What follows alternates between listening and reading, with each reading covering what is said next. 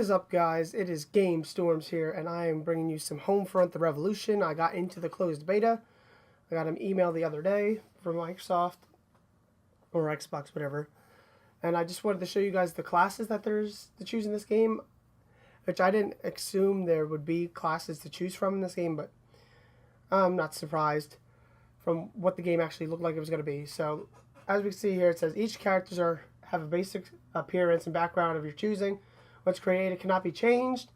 Characters will improve over time with skills and additional equipment. Skills are unique for each character, but equipment you unlock can be shared between them, which is nice. So if we get one equipment that would work better for another character, we can share them. So I guess we'll be having multiple characters, which is going to be cool. So let's go in. We'll create our character. We'll male or female. We'll just choose male for now. There isn't that many choices that I've really looked at from what I've seen. It doesn't look like there's any really good choices. All the character models are bad. I hope when the full game releases we can actually customize themselves. Look, that's a creepy motherfucker. That is a creepy motherfucker. We'll choose this guy, I think. So we're going to choose once it loads up. Okay. Yeah, we'll choose him. Select body. Now here's where this comes in. The classes come in. There is, 11 classes? 12 classes, somewhere in there. 11. There's 11 classes I'm going to go through so you guys can choose what you want if you are in the beta and you didn't start yet, or if you're going to be getting the game and you'll automatically know what class you want to choose or whatever. So I'm just going to go over what classes there are and what their upgrade is for choosing that class. Now, of course, as you can see, all the names, they are jobs in the US or anywhere in the world. They're just jobs.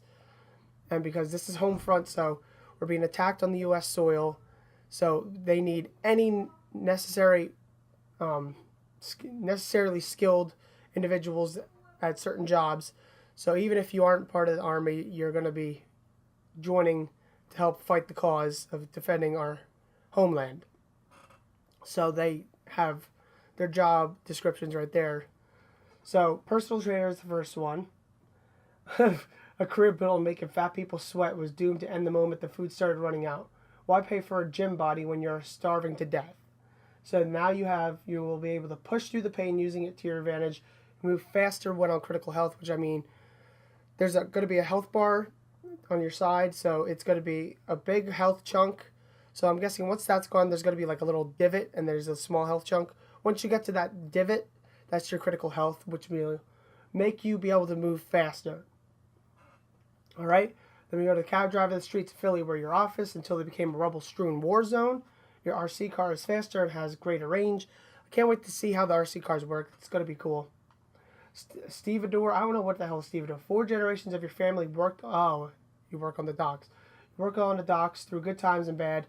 But now look at them. Just piles of scrap and rubble. Someone's got to pay. Slightly increased time taken to bleed out when downed, which seems nice because this game looks like it's going to be very co-op based. So if it takes longer for you to bleed out, that seems like a good thing. Laborer, you aren't afraid of hard work, but there ain't no work. There's no work when you're in a war zone. Receive extra health after being revived. That's nothing much. Extra health, who cares? If you already went down, you're clearly going to go down again, even if they give you extra health. Baseball player, with a pitching arm like yours, you're going to go far, maybe even with the major league. But times are rough and you're better off pitching Molotov cocktails than hardballs. So now you have a strong arm so you can throw any equipment farther and toss some good cheese. So any Molotovs, grenades, whatever, flashbangs you can throw at a greater distance, which does seem like a helpful thing. Pharmacist, there's barely a paracetamol to be found in Philly, let alone antibiotics, insulin, or any one of the 100 drugs you took for granted. What's left for someone of your skills to do other than to fight back? You have the good shit.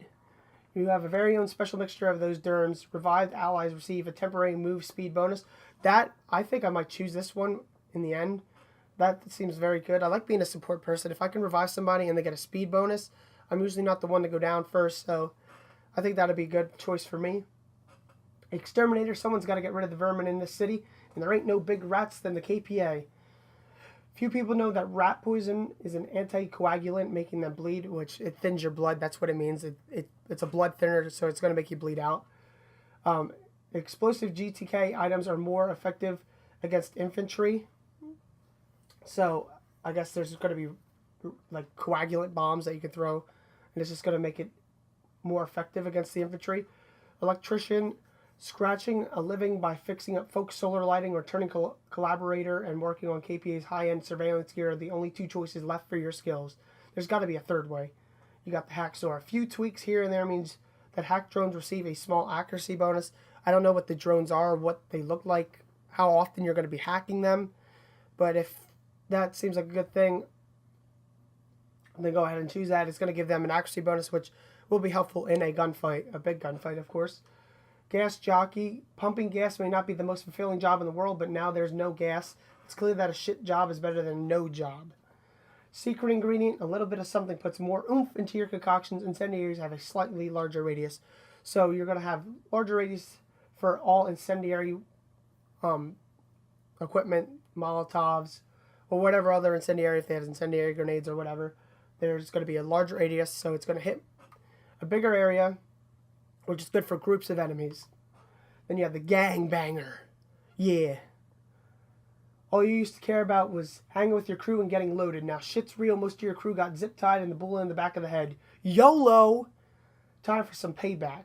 You got Streetwise, raised on the streets of Philly. You now how to look after yourself. Skills in the survivor category cost less XP. I was thinking about this one as well, because less XP to get your skills or in the survivor category seems like very helpful. But I'm not sure. It's either going to be the pharmacist or the gangbanger. And last but not least, the auto mechanic. Now more than ever, there's plenty of things that need fixing. First on the list, fix the KPA. Fix them real good. You get the breaker. You can take these things apart blindfold. Scavenge more from drone and vehicle wrecks. So there's going to be scavenging in this game. This is going to scavenge more equipment for something. I'm not sure yet. I haven't played it. It's either going to be, maybe you can enhance your weapons or armor. You can have enhanced armor or whatever. I don't know. But we will find out eventually. And this might be a very helpful perk as well.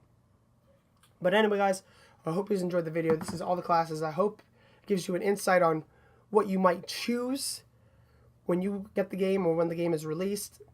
And don't forget to give this video a thumbs up. And don't forget to subscribe.